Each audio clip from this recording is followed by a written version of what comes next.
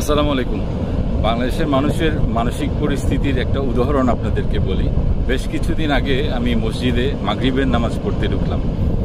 তো ইমাম সাহেব যথারীতি নামাজ পড়িয়েছেন এবং মাগরিবের নামাজ 4 রাকাত পড়িয়েছেন।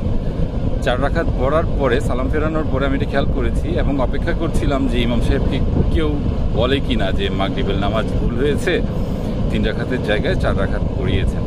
আমি মসজিদে এতগুলা যে মানুষ ছিল, মুরব্বী থেকে শুরু করে একদম আহলে হাদিস, অনেক বড় পরেজগার লোকজন, লোক দেখানো নামাজ পড়ে ইত্যাদি লোকগুলো, একটা লোক বিশ্বাস করেন ইমাম সাহেবকে বলেনি যে মাগরিবের নামাজ 3 রাকাতের জায়গায় আপনি 4 রাকাত পড়িয়েছেন।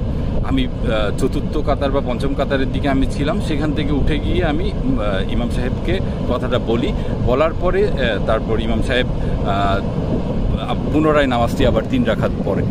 তো এখন কথা হলো যে এটা দিয়ে আপনারা বুঝে দেখেন মুরব্বী মানে নামাজ পড়ার সময় আল্লাহর সাথে যে যোগাযোগ হচ্ছে, সেই যোগাযোগের সময় মানুষের কী অবস্থা, মানসিক কী পরিস্থিতি, কত বিলোয়ার ক্যাটাগরিতে এই মানুষজন চিন্তা ভাবনা করছে এবং কিসের জন্য সব দুনিয়াবি চিন্তা ভাবনা এ ধরনের করছে।